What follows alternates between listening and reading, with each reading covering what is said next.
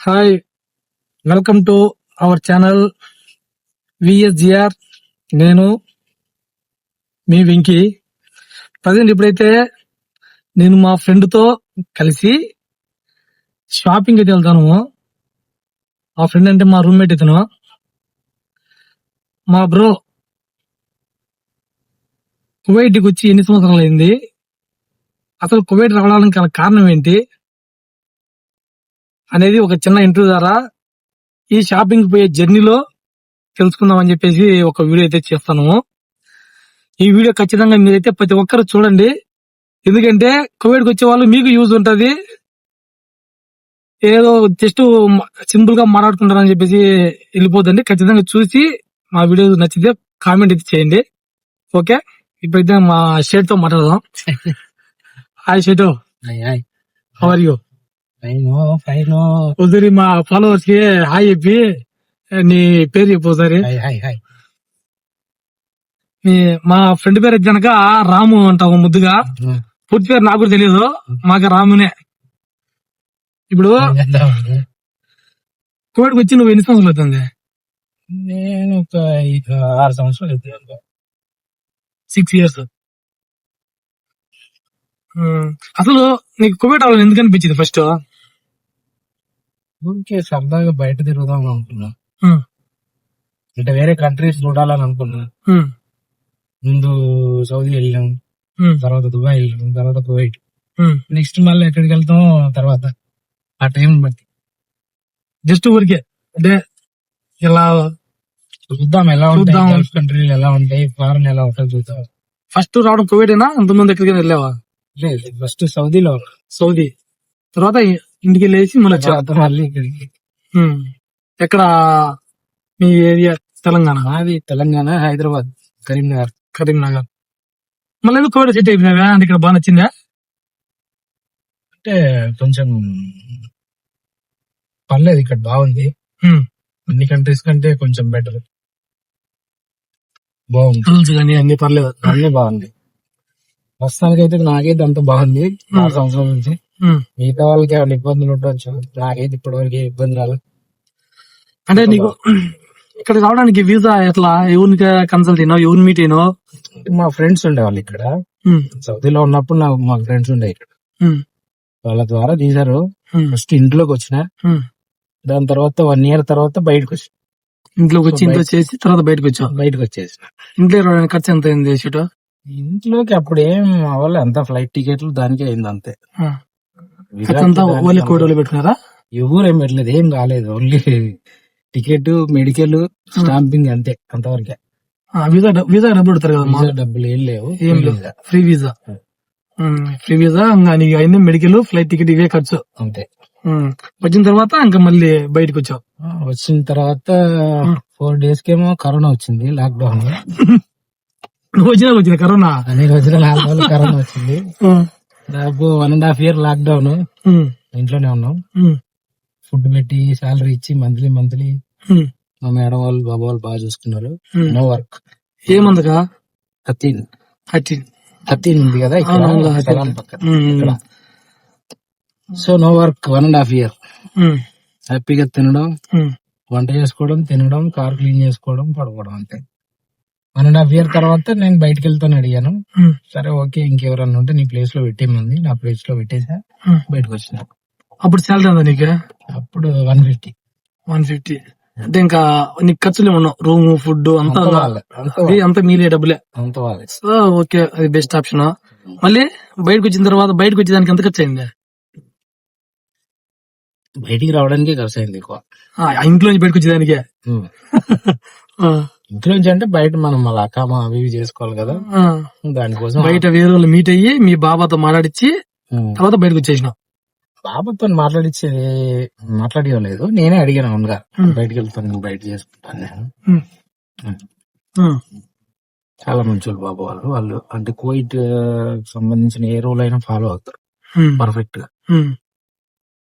మన శాలరీ ఎంత ఉంది కువైట్ లో, డ్రైవర్ జీతం ఎంత, మామూలు కద్దామ జీతం ఎంత ఉంది, గవర్నమెంట్ ఎంత ఫిక్స్ చేసిందో అంత పర్ఫెక్ట్ ఇస్తారు. 100 చెప్పి 80 ఇవ్వడం, 60 ఇవ్వడం, లేకపోతే 150 చెప్పి 100 ఇవ్వడం అట్లా ఉండదు. అవునులే. ఒకసారి ఒక మాట ఇచ్చారంటే అంతే. అది అందరికి అట్లా దొరకరు. మీకు నీకు ఓకే మేడం వాళ్ళు చాలా మంచి. మీకు అదృష్టం. మళ్ళీ ఇంకా వేరే వర్క్ ఏమి ఉండదు నాకు. 2 పిల్లలు అంతే. జిమియాలకి వెళ్ళడం, అక్కడికి వెళ్ళడం, ఇక్కడికి వెళ్ళడం, మేడం వాళ్ళని తీసుకోవడం, లేకపోతే వాళ్ళ అబ్బాయిలను తీసుకోవడం, అదే ఉండదు. 2 పిల్లలకు నేను కారు, దానికి నేను డ్రైవర్ అంతే అంతే. ఇంకా వేరే వాళ్ళు మనకు ఫోన్ చేయరు, మనం అడగరు. వాళ్ళని తీసుకెళ్ళాలి, తీసుకురావాలి, వాళ్ళు ఎక్కడికి వెళ్తే అక్కడికి టైం టు టైం శాలరీ చేస్తారు అంతే. Perfect time to time. Okay, మొత్తానికి అయితే బయటకు వచ్చినావు. బయట వచ్చిన నీ పరిస్థితి ఏంది అంటే ఎట్లా ఈ బండి ఎట్లా కొన్నావు? బయటకు వచ్చిన తర్వాత బండి తీసుకోవాలి. బయటకు వచ్చిన తర్వాత డ్యూటీ చేశాను సాలూన్ లో. అంటే బయటికి రావడానికి మెయిన్ ఏంటంటే ఇక్కడ అన్న వాళ్ళు తెలిసిన వాళ్ళు ఉన్నారు బయట. సో అక్కడికి వచ్చిన నాకు వర్క్ దొరికి సాలరీ వచ్చేదాకా 2 months 3 months రూమ్, ఫుడ్ అన్ని ఫ్రీ. మొత్తం వాళ్ళే చూసుకున్నారు. వాళ్ళే మొత్తం. అంటే మీ రిలేటివ్స్ వాళ్ళు మాకు ఇక్కడ పరిచయం తెలిసిన వాళ్ళు అన్న వాళ్ళు. సో ఇంట్లో సొంత కొడుకులా చూసుకున్నారు. అన్ని కలిసి వచ్చినాయి అన్నమాట నీకు. బాగా అంతా కలిసి వచ్చింది. వైట్ లో కష్టమేం పడకుండా, అంటే వర్క్ లో కష్టపడ్డాం. మామూలుగా ఇట్లా బయట ఇబ్బందులు పడతా ఉంటారు కదా, కమ్ వల్ల గానీ దాని వల్ల దీని వల్ల ఫుడ్ లేక, రూమ్ లేక, అట్లాంటి ఏమి ఇంతవరకు అయితే రాలే. సో పనిలో ఫస్ట్ స్టార్టింగ్ లో చాలా కష్టపడ్డాం. అంటే మనకి బెటర్, మనది డ్రైవింగ్ ఫీల్డ్ కాబట్టి మనకు మంచి సాలరీతోని డ్యూటీ దొరికే వరకు కష్టపడాల్సి వచ్చింది. అంటే పార్ట్ టైం అది ఇది ఒక 1 month 2 months కష్టపడ్డాం. తర్వాత మంచి సాలరీ లో మంచి డ్యూటీ దొరికింది. అదొక 1 year 1.5 year చేసుకున్నాం. తర్వాత హ్యాపీగా ఇంటికి వెళ్ళాము. 3-4 months ఇంటి దగ్గర ఉన్నాం. మళ్ళీ వచ్చిన తర్వాత డ్యూటీ లేదు. మనం చేసే డ్యూటీ 3-4 నెలలు అంటే ఉండదు కదా, పోతుంది. సో 1 month చాలా మందిని అడిగాం, ఎవరు ఎక్కడ కుదరలా. సో వాళ్ళ వీళ్ళని అడగడం ఎందుకని చెప్పి డబ్బులు తెప్పించుకొని కార్ తీసుకున్నా. అంతే. వాళ్ళని అడిగి వాళ్ళ దగ్గర పని చేయడం అది ఇది ఇవన్నీ ఎందుకు, 2 నెలలు 3 నెలలు ఉంటది, తర్వాత మళ్ళీ ఖాళీ ఉండాలి. దీనికంటే మనమే ఓన్ గా కార్ తీసుకుని ఏదన్నా చేసుకుంటే సరిపోద్ది కదా అని చెప్పి తీసుకున్నాను. ప్రస్తుతానికి 3 సంవత్సరాల నుంచి ఓన్ బండి, డ్యూటీకి గానీ డబ్బులకు గానీ కార్ గానీ ఏ ఇబ్బంది లేకుండా సంపాదించాను. అయితే సంపాదన ఏం లేదు, మనకి జీతం డబ్బులు మిగిలితే చాలు. 250-300 మిగిలితే చాలు. సొంత డబ్బులు, సొంత బండి, సొంత పని, ఒక టెన్షన్ లేదు, హ్యాపీ. మనకు ఒప్పుకున్నంత వరకు పని చేసుకోవాలా, వద్దనుకుంటే అప్పుడే రూమ్ లో ఉండాలి. అంతే. నీ ఇష్టం పని కూడా. పని చేస్తే డబ్బులు, లేకపోతే లేదు. ఇది కూడా అదే. ఓకే, మంచి బెటర్ లైఫ్ అయితే బాగుంది. కష్టాలు ఉంటాయి, ఏ పనిలో అయినా కష్టాలు ఉంటాయి, అన్ని ఉంటాయి. మాకు కూడా ఉన్నాయి. డ్రైవింగ్ ఫీల్డ్ అంటే పెద్ద అంటే మామూలు విషయం ఏంటి అదిలే. ప్రతి ఒక్కటి చూసుకోవాలి. కువైట్లో ఎన్ని రూల్స్ వచ్చినాయి, అన్ని రూల్స్ ఎన్ని ఇబ్బందులు, రూల్స్ అన్ని ఉంటాయిలే. అంతా బాగానే ఉంటది. ఎప్పుడు ఇంటికి వెళ్ళాల్సిందే. 2 సార్లు టికెట్ క్యాన్సిల్ అయిపోయింది. ఇప్పుడు మళ్ళీ మన యుద్ధం వల్ల అప్పుడు మనమే కదా ఒకసారి చూసింది. 2 సార్లు క్యాన్సిల్ అయిపోయింది. సో 3వసారి ముచ్చటగా ట్రై చేద్దామని కొంచెం గ్యాప్ తీసుకుందాం ఆయన. ఫైనలీ ఇప్పుడు అప్పటి నుంచి 6 years ఇంకా ఇప్పుడు దాకా లేదు. నేను చాలా సార్లు వేసిన మొన్న ఈ మంత్ ఇప్పుడు 2 years. కువైట్ లో ఎక్స్పీరియన్స్ 6 years. ఫైనలీ మొత్తం అక్కడ సౌదీ అనేది తిరిగి నీ కువైట్ సెట్ అయిపోయింది. ఇప్పుడు మా వాళ్ళు ఎవరైనా కువైట్ రావాలనుకుంటే నువ్వేం చెప్తావు? అంటే రావచ్చా, ఇక్కడ అంతా బానే ఉంటదా, వస్తే ఏ వీసా మీద రావాలి? వాళ్ళు కష్టపడాలి. ఫస్ట్ కష్టపడి, కష్టం ఉండాలా, ఓపిక ఉండాలి మనిషికి మెయిన్. ఎందుకంటే మన ఇండియాలో కల్చర్ వేరు, మన ఇండియాలో ఉండే విధానం వేరు, ఇక్కడ ఉండే విధానం వేరు. మనం అక్కడి నుంచి వచ్చి మనం ఇక్కడ వచ్చి ఏదో చేద్దాం అనుకుంటే కుదరదు. మనం వీళ్ళ పద్ధతులకు బట్టి, వీళ్ళ అంటే ఉంటాయి కదా, దాన్ని బట్టి మనం నడుచుకొని వాళ్ళ దగ్గర మంచిగా పని చేసుకుంటే వాళ్ళు మన ఇంట్లో సొంత ఫ్యామిలీ కంటే ఎక్కువ చూసుకునే వాళ్ళు కూడా ఉన్నారు ఇక్కడ. నేనేమంటానంటే ఇంట్లోకి వస్తేనే బెటర్ అనిపిస్తుంది. బయటకు వచ్చే చాలా కష్టాలు కదా బయట. ఇప్పుడు ఏముంది బయట వర్క్ లేదు. అందులో ఇంకోటి ఏంటంటే ఇక్కడ సొంత అమ్మ నాన్న కూడా వాళ్ళ రూమ్ లో పెట్టుకోవాలంటే ఇబ్బందే. అంతే కదా. అన్ని వచ్చినప్పటి నుంచి మన డబ్బులు ఖర్చే. ఎంత రిలేషన్ గానీ, ఎంత జిగిరి దోస్తులు గానీ, సొంత అన్నదమ్ములు గానీ, ఇక్కడికి వచ్చిందంటే ఎవరి వరకు కాలకే ఉంటది. ఎవరి వరకు వాళ్ళకి ఉంటది. సో వాళ్ళ పని మానేసుకొని రావడానికి వాళ్ళ బాసులు వాళ్ళు ఒప్పుకోరు. వాళ్ళ మేడం వాళ్ళు గానీ, కఫీల్ గారు గానీ ఒప్పుకోరు. నీకు వచ్చి వాళ్ళు చూస్తారు, వీళ్ళు చూస్తారు అంటే కుదరదు. ఏ కష్టం వచ్చినా ఏదైనా కూడా నీ కాళ్ళ మీద నువ్వు నిలబడాలనుకుంటే బయటకు వచ్చి పని చేసుకోవాలి. నాకు వీళ్ళు ఉన్నారు, వాళ్ళు ఉన్నారు, మా ఫ్రెండ్స్ రమ్మన్నారు, నాకు వాళ్ళు చూసుకుంటున్నారు, వీళ్ళు చూసుకుంటా అని చెప్పిర్రు, నువ్వు వచ్చేసినావు అనుకో, నువ్వు బయటకు వచ్చిన తర్వాత వాళ్ళ పరిస్థితి ఎలా ఉంటుందో తెలియదు. నీకు చెప్పినప్పుడు ఒకలా ఉంటారు, తర్వాత ఒకలా ఉంటారు.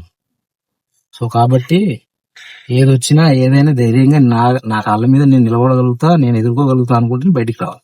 లేదంటే హ్యాపీగా 150 దినాలు జీతం ఉంటే ఇంట్లో హ్యాపీగా చేసుకుంటే నీకు రూము ఖర్చు ఉండదు, ఫుడ్ ఉండదు, ఏ హెల్త్ ప్రాబ్లమ్స్ అయినా వాళ్ళ బాధ్యత, ఏ ప్రాబ్లం వచ్చినా వాళ్ళ బాధ్యత తీసుకుంటారు.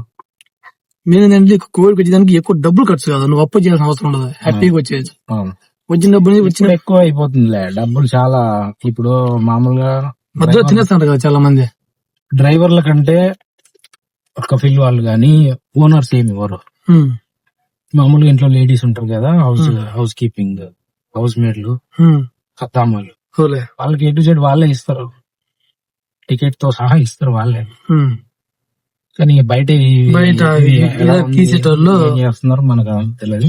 నా వరకు అయితే మా ఫ్రెండ్స్ వాళ్ళు చూసారు, మిగతా వాళ్ళదైతే మనకు అంత ఐడియా లేదు. రూల్స్ అయితే ఇవి, మామూలుగా లేడీస్ కి అయితే మొత్తం వాళ్ళే ఇస్తారు. నువ్వు కూడా ఉంటున్నావు కదా 5 సంవత్సరాల నుంచి అడుగుతున్నావు అంటే నీ ఎక్స్పీరియన్స్ ఎక్కువ ఉంది కదా, మా వాళ్ళు తెలుసుకుంటారు వచ్చేటోళ్ళు కోవిడ్కి. అవన్నీ పక్కన పెడితే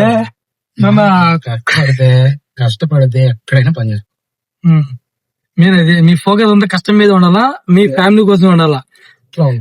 అంటే అట్లా కాదు, నాకు ఎంజాయ్ చేయాలనుకుంటే కాదులే, ఆ ఎంజాయ్ వచ్చింది కాబట్టి మాట మాడదాము.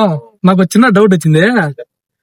చాలా మంది ఇప్పుడు ఫ్రెండ్స్ ఉన్నారు కదా, ఇక్కడ ఏదో లవర్స్ అంటారు, ఫ్యామిలీ అంటారు, అవన్నీ ఏం దాని పరిస్థితి ఏంది? అవన్నీ వాళ్ళని అడగాలంటావు మనకు? నేను బయట విషయాలు ఏం పట్టించుకోను. మన ఇద్దరం ఒకే రూమ్ కానీ మనకు నీ గురించి నాకు తెలుసు, నా గురించి నీకు తెలుసు. మనం బయట విషయాలు ఇప్పుడు రేపు ఎప్పుడన్నా మా రూమ్ వీడియో కూడా మీకు పెడతాం ఖచ్చితంగా. మా రూమ్ లో ఎవరు ఉంటారు, నేను, మా బ్రో, ఇంకా ఇద్దరు ఉంటాం. మాకుంటే కూడా అంతా బయట మనసు అంటే ఒక హాల్ టైప్ ఉంటది. సో నాకు మేమే రోజు వర్కే, రోజు హాలిడేనే. ఆ డ్యూటీ కూడా చాలా హార్డ్ తెలుసా అన్న. అంటే ఇప్పుడు 12 గంటలకు వెళ్తాడు డ్యూటీకి, మళ్ళీ 10 గంటలకు వచ్చేస్తాడు. మేమైతే నాకు చెప్పాల్సిన అవసరం లే, నాది నైట్ డ్యూటీ, పొద్దున్న 8 అయితే 9 అయితే రూమ్కి వచ్చేసరికి మళ్ళీ 4-5కి వెళ్ళిపోతాం. సో మాకు డ్యూటీ అది. తినడం మెయిన్ మ్యారేజ్ అంటే మా బ్రో ఇప్పుడు షాపింగ్ వెళ్తాడు. ఏం షాపింగ్ చేయాలని, ఎందుకు, ఏంది పరిస్థితి? 4 సంవత్సరాల నుంచి అనుకుంటున్నా షాపింగ్. 4 సంవత్సరాల నుంచే ఏంది అంత బలమైన షాపింగ్ ఏంది? ఉంటాయి మనకి, ఏముంటాయి మనకు ఏది కనబడితే షర్ట్ ప్యాంట్. మరీ చాలా లాంగ్ అయింది 4 ఏళ్ళ నుంచి. అంటే వెళ్దాం అనుకుంటున్నాం, అట్లే ఉంటున్నాం. ఫైనల్ ఈ రోజు వచ్చింది మాకు. ఫైనల్లీ మా స్టేట్ జర్నీ ఇది. మీరు ఖచ్చితంగా కోవిడ్ కి రావాలనుకున్న వాళ్ళు ఈ వీడియో ఒకసారి చూడండి, ఓకే? మీకు యూజ్ అవుతుంది అనుకుంటానా. అందరికి మీకు ఈ వీడియో నచ్చితే దయచేసి లైక్ చేసి, కామెంట్ చేసి, సబ్స్క్రైబ్ చేసుకోండి, ఓకే? మరిన్ని వీడియోలతో మళ్ళీ మీ కలుస్తాను. ఇట్లు మీ వెంకీ. ఎంజాయ్.